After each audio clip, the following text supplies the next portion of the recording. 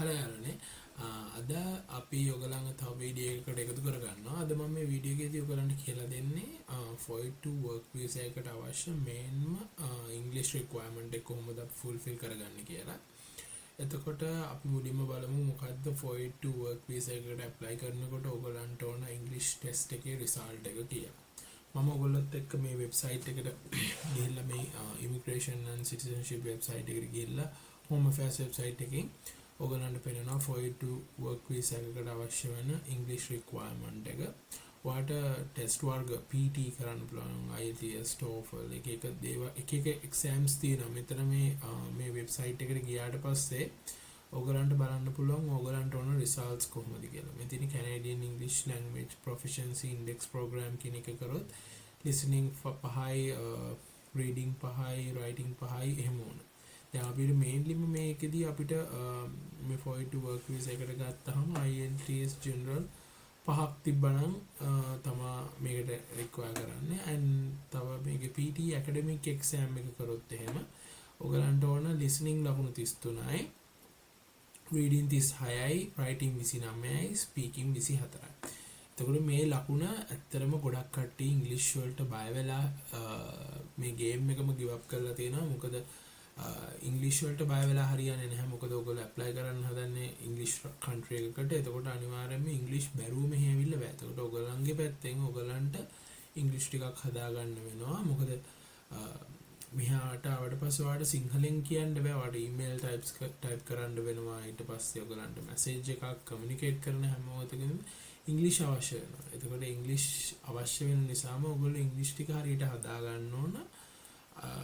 ඒ කියන්නේ දවස ගානේ කතා කරන්න පුළුවන් තරමටවත් ඉංග්‍රීසි ටික හදා ගන්න ඕන.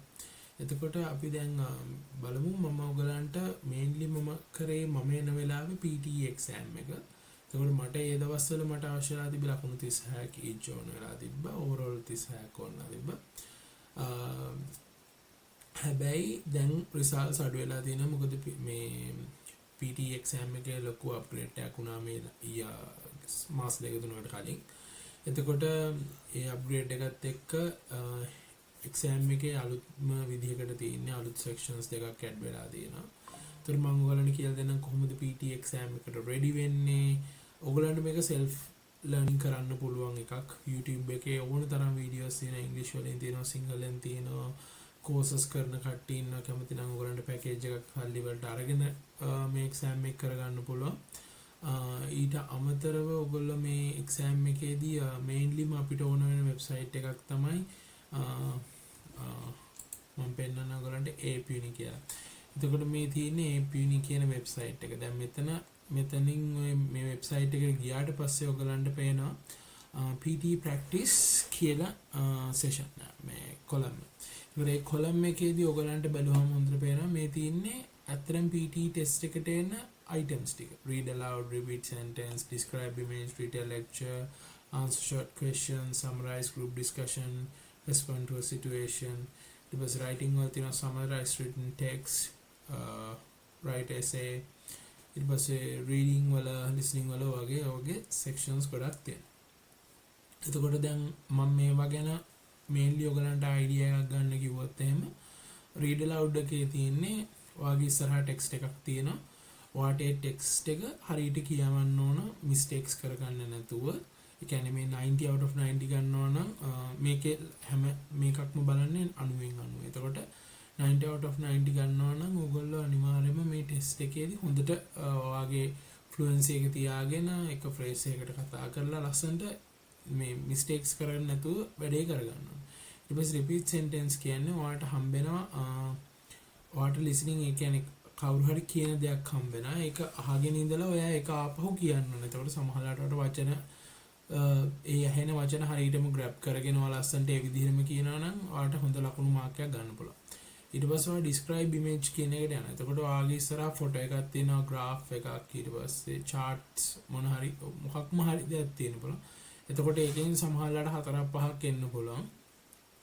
ඒක ඔයාට describe කරන්න ඕන මොකද්ද මේකේ තියෙන්නේ, මොනවද මේකේ මොන පාටද මේකේ තියෙන්නේ. සමහරලාට දැන් ඉස්සර නම් මේ හැම එකටම ටෙම්ප්ලේට්ස් තිබ්බා. දැන් මේවා ටෙම්ප්ලේට්ස් වලට යන්න බෑ. මොකද දැන් PTE exam එකට human involvement එකක් තියෙනවා.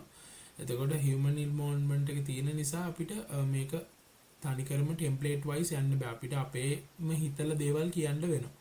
ඊට පස්සේ රීටේල් ලෙක්චර් එකේදී තියෙන්නේ අපිට අපිට මුලින්ම ලොකු කතාවක් වගේ අහන්න දෙන්නේ. ඊට පස්සේ අපි ඒකේ නෝට්ස් ලියාගෙන අපි ඒක ආපහු කියන්න ඕන සිස්ටම් එකට. ඊට පස්සේ answer short questions කියන්නේ සාමාන්‍යයෙන් අර common questions like අර අපිට සාමාන්‍ය දැනුම ප්‍රශ්න වගේ දේවල් අහන්නේ. එතකොට අපි දන්නවනම් උත්තර දෙන්න පුළුවන්. නැත්නම් ඒක මගේ අරින්න පුළුවන් ලොකු දෙයක් නෑ. සමරයිස් ගෲප් ඩිස්කෂන් එකේදී වෙන්නේ තුන් දෙනෙක් හරි දෙන්නෙක් හරි කතා කරන කන්වර්සේෂන් එකක් අහලා ඒක සමරයිස් කරලා කියනවා. කියන්නේ පළවෙනි කෙනා දුන්නේ අදහස මේ ගැන, දෙවෙනි කෙනා දෙන්නේ අදහස මේ ගැන, තුන්වෙනි කෙනා දෙන්නේ අදහස මේ ගැන, ඕවරෝල් ඔයාගේ අදහස මේ ගැන කියන එක තමයි ලියවෙන්න ඕන.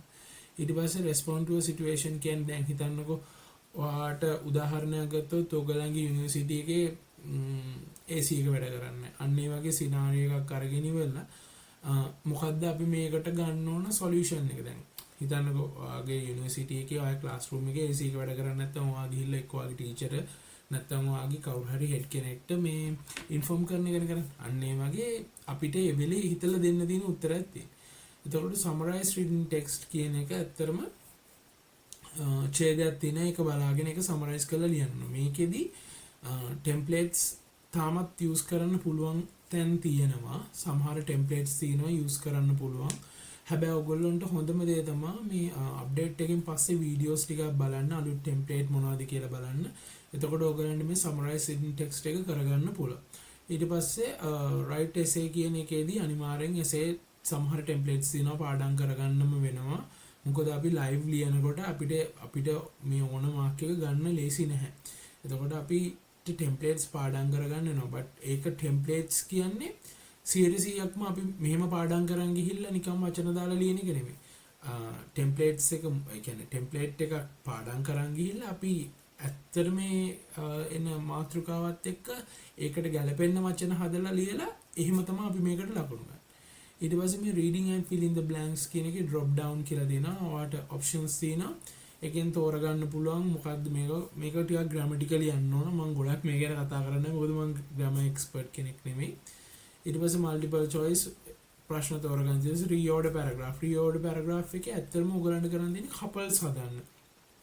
සමහරලාට වාක්‍ය 4ක් හෝ 5ක් හම්බෙනවා. ඒක වෙනම columns වලට කඩලා තින්නේ. අපිට සමහරලාට කියාගෙන යද්දී ඒක තේරෙනවා මේ දෙක ගැල. දැන් හිතන්නකෝ එකපාර අපි පොල් ගහ ගැන කතා කර ඉන්නවා නම් පොල් ගහ ගැන කතා කරලා ඉවරලා අපි එකපාරම කුරුමිනික් ගැන කතා කරන්නේ පොල් ගහ නම් හරි පොල් ගහේ අත්තක් ගැන කතා කරනවා නම් අපි පොල් ගහේ කඳ ගැන ඊළඟට කතා කරනවා. අන්න ඒ වගේ මම මේ ඔයගලන්ට උදාහරණයක් දුන්නේ.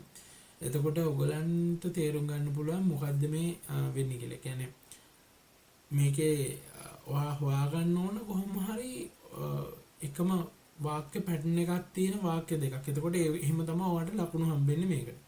ඊට පස්සේ fill in the blanks කියන එකට ඔයාලට drag and drop එකක් තියෙන. ඒ කියන්නේ වචන සෙට් එකක් තියෙනවා පහලෙන්. ඔයාලට කැමති වචන ඇදලා දාන්න තියෙනවා. ඊට පස්සේ multiple choice ඒක නම් ගොඩක් වෙලාවට skip කරන කොටසක් මම මොකද ඒකේ ලොකු ඡේදයක් කියවල ඉවරලා තමයි උත්තරේ ලියන්නේ. ඉතින් ඒකට ගොඩක් වෙලා යන හින්දා අපි skip කරනවා. ඊට පස්සේ listening වලම තියෙන්නේ අපි අර ඕලන්ඩ් මතකද රීටේල් ලෙක්චර් එකක් කරන්නේ. එතකොට ඒකම තමයි අපිට summarize spoken text. හරිද? එතකොට ඒක summarize spoken text එකේදී අපි කරන්න ඕන කොහොම හරි ඒගොල්ලෝ කියන දේ අහගෙන ඉවරලා අපි ඒක සමරයිස් කරලා අපි ඒ කියන්නේ අහගෙන ඉවරලා ඒක කියන්න ඕන. එතකොට ඒක තමයි අපිට මේන්ලි තියෙන්නේ. ඊට පස්සේ multiple choice ඊට පස්සේ fill in the blanks fill කරන තියෙනවා highlight incorrect summary ඒකත් අපිට කියවල බලලා තේරුම් ගන්න තියෙන්නේ multiple choice. ඊට පස්සේ select missing words අපිට ලේසියෙන්ම ලකුණු ගන්න පුළුවන්. ඒකල ඔයගොල්ලෝ හොඳට listening practice කරලා ඔයගලන්ට පුළුවන් මේ select missing words කියන එකට කරන්න. මොකද ඔයාට ඔඩියෝ එකක් අහන්න දෙනවා. ඔයාට ඒක අහගෙන යන ගමන් මෙතන මොන වචනද මිස් වෙලා තියෙන්නේ කියලා ඔයාලට ස්ටක් ගාලා select කරගන්න තියෙනවා.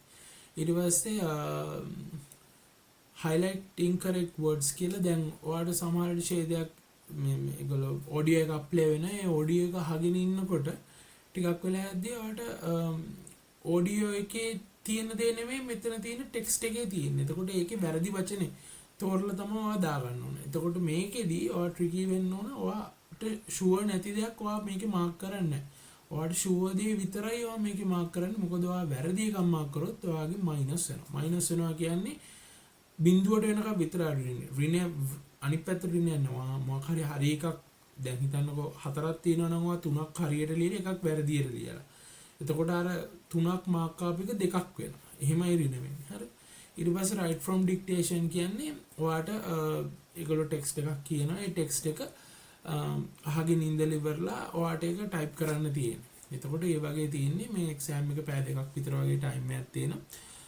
අනිත් එක මේ එක්සෑම් එක ගන්න කලින් ඔයගොල්ලෝ මේ APUni කියන වෙබ්සයිට් එකට ගිහිල්ලා මේගොල්ලන්ගේ මේ VIP කියන එක අප්ඩේට් කරන්න. එතකොට ඔයගොල්ලන්ට ඕන තරම් ටෙස්ට් ප්‍රමාණයක් මේකේ ප්‍රැක්ටිස් කරන්න පුළුවන්. නැත්නම් ඔයගොල්ලන්ට දවසකට දෙන්නේ පොඩි ලිමිට් ප්‍රමාණයක්. එතකොට මේ තියෙන්නේ මම ප්‍රැක්ටිස් කරලා තියෙනවා මගේ ටෙස්ට් එකට 4446ක්. දවස් 86ක් මම ප්‍රැක්ටිස් කරලා තිනවා මේ මගේ ඉංග්‍රීසි රික්වයර්මන්ට් එකට මේ 482 එකට නෙමෙයි. ඊට පස්සේ කොහොම හරි ඒක තියෙනවා. ඊට පස්සේ ඔයගොල්ලෝ එක්සෑම් එක බුක් කරන්න යන්න ඕන මේ පියර්සන් ලගේ ටෙස්ට් ඔෆ් ඉංග්ලිෂ් කියන මේ වෙබ්සයිට් එකට. මේක මේ අලුත් අප්ග්‍රේඩ් වෙච්ච වෙබ්සයිට් එකක්. මේ වෙබ්සයිට් එකට ගිහින් ඉවර වෙලා ඔයගොල්ලෝ මේකේ බුක් ටෙස්ට් කීලි වල දාගන්න. මේකේදී අනිත් දේ තමයි ඔයගලන්ට කියන්න ඕන ඔයගොල්ලෝ මේ එක්සෑම් එක කරනකොට අනිවාර්යයෙන්ම ඔයගොල්ලන්ගේ પાස්පෝර්ට් එකේ තියෙන විදිහට තමයි ඔයාගේ ප්‍රොෆයිල් නේම් එක හැදෙන්න ඕන. මොකද මට පළවෙනි පාර එක්සෑම් එක ලියන්න බැරි වුණා. මොකද මම names use කරන විදිහ වෙනස්. ඒ වෙනස් වීමත් එක්ක මට ප්‍රශ්නයක් වුණා මගේ වැඩේ කරගන්න. ඒ කියන්නේ පළවෙනි පාර එක්සෑම් එක ලියන එකේ. එතකොට කොහොම හරි එහෙම ප්‍රශ්නයක් එන නිසා ඔයගොල්ලෝ ඔයගලන්ගේ name එක හරියටම දාගන්න. ඔයගලන්ගේ මේවකට PSN account එක හදන්න profile එක හදද්දී. අනිත් එක exam එකේ ඒගොල්ලෝ දෙනවා guideline එකක් සාමාන්‍ය විනාඩි 30කට විතර කලින් ඔයගොල්ලෝ exam hall එකට යන්න. මොකද එතන arrangements වගේක් තියෙනවා. මුකුත් ගෙනියන්න බෑ. ඔයාගේ සාමාන්‍ය relax යන්න හොඳට පාඩම් කරගෙන වැඩ ටික කරගෙන යන්න. YouTube channels ගොඩක් තියෙනවා. ලංකාවේ අයගෙත් YouTube channels තියෙනවා. පිටරට අයගෙත් තියෙනවා. මට එකක් කියලා එහෙම recommend කරන්න බෑ. හැබැයි ඔයගලන්ට PT exam කියලා දැම්මොත් YouTube එකේ ඔයගලන්ට ඕන තරම් එනවා කට්ටිය කොහොමද මේකේ කරගන්න ඕනේ කියලා. එතකොට ඔයගලන්ට ඒ ඔස්සේ ඔයගලන්ට පුළුවන් ඔයගලන්ගේ PT exam එක ගොඩ දාගන්න. එතකොට ඉතින් අදත් තව එක වීඩියෝ එකක් තමයි මම මේ ඔයගලන්ට අද කියලා දුන්නේ PSN PT exam එක ගැන. ඔයගලන්ගේ 482 English test එකට කොහොමද අවශ්‍ය වෙන විස්තර කියලා දුන්නේ. ඉතින් අපිත් එක්ක ඊළඟ වීඩියෝ එකට රෙඩි වෙලා ඉන්න. මොකද මම තව මේ සීරීස් එකේ දිගටම වීඩියෝස් ගේනවා එකින් එකට. එතකොට ඔයගලන්ට පුළුවන් මගේ channel එක subscribe කරන්න අනිවාර්යයෙන්ම. මම මොකද මේ වීඩියෝ සීරීස් එකේ ඔයගොල්ලෝ මාත් එක්ක රැඳිලා හිටියොත් ඔයගලන්ට A to Z මේ කරන process එක දැනගන්න පුළුවන්. ඒත් එක්කම ඔයගලන්ට පුළුවන් මේ process එක දැනගෙන ඔයගොල්ලන්ගේම 482 work visa එක ඔයගොල්ලෝම apply කරලා කොහොම හරි ඕස්ට්‍රේලියාවට ඔයගොල්ලොත් ඇවිල්ලා ඔයගොල්ලන් family එකක් ගියනවා හිතන පතන විදිහට හැමදේම කරගන්න. ඉතින් ඒ නිසා ඉතින් අදත් thank you මගේ වීඩියෝ එක ඔයගොල්ලෝ එකතු වෙලා මාත් එක්ක බැලුවට. එහෙනම් අපි ඊළඟ වීඩියෝ එකෙන් හම්බෙමු. Thank you.